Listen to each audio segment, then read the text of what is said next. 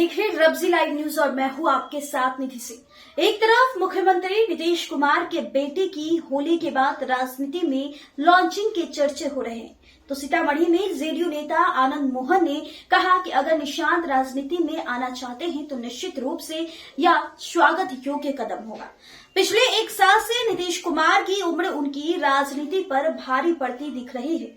वह कई बार अपने बयानों से पार्टी के लिए मुश्किलें खड़े कर देते हैं।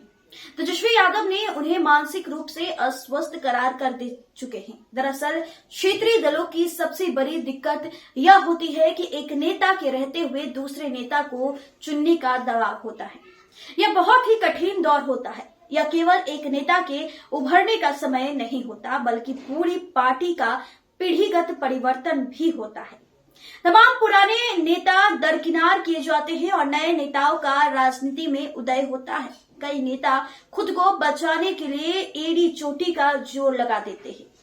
समाजवादी पार्टी में जब पीढ़ीगत परिवर्तन हो रहा था, तब न केवल राज्य स्तर से बल्कि जिला, तहसील और ब्लॉक स्तर पर भी नए नेताओं का उदय हो रहा था और पुराने नेता अपने भविष्य को लेकर चिंतित दिख रहे थे।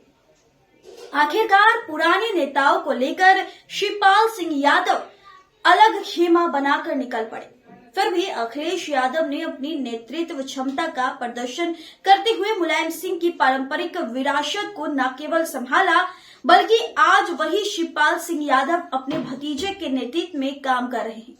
अगर निशांत कुमार जेडीयू में शामिल होकर एक्टिव पॉलिटिक्स में शिरकत नहीं करते हैं, तो वह दिन दूर नहीं जब जेडीयू में शक्ति के लिए संघर्ष होना शुरू हो जाएगा।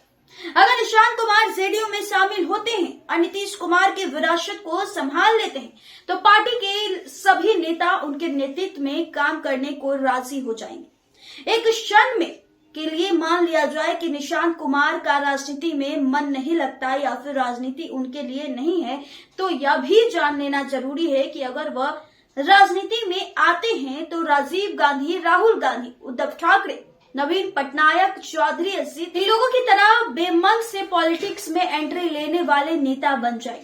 ऐसे लोगों ने भी कम से कम अपनी पार्टी को बचाने का काम तो किया ही।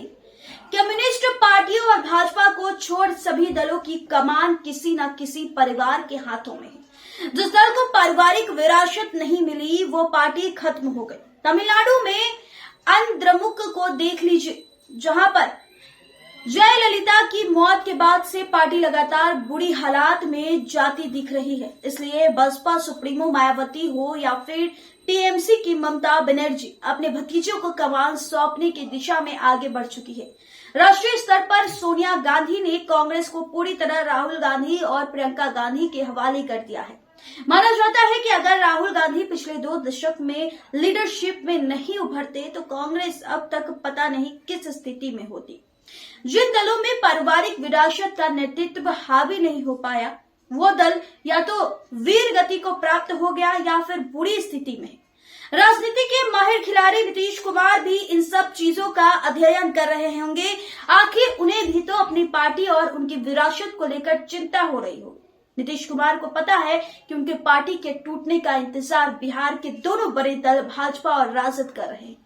दोनों बस नीतीश कुमार के रिटायरमेंट का इंतजार कर रहे हैं। तो नीतीश कुमार बिहार में अति पिछड़ा वर्ग का ऐसा वोट बैंक लेकर बैठ गए हुए हैं कि जिससे बिना ना तो राजद और कांग्रेस की अपनी सरकार बना पाएगी और ना ही भाजपा की। इसलिए इन दोनों दल की नजर नीतीश कुमार के थक जाने पर है।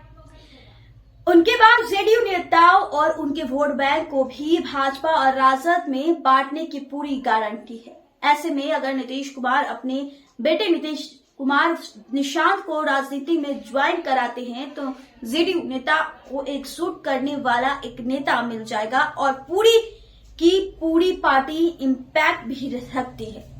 नीतीश कुमार शायद राहुल गांधी को इसके लिए उदाहरण मानकर चल रहे हैं और यह जग जाहिर है कि कांग्रेस पिछले 2 दशकों से केवल इसलिए बची हुई है क्योंकि राहुल गांधी इस पार्टी के चेहरा है।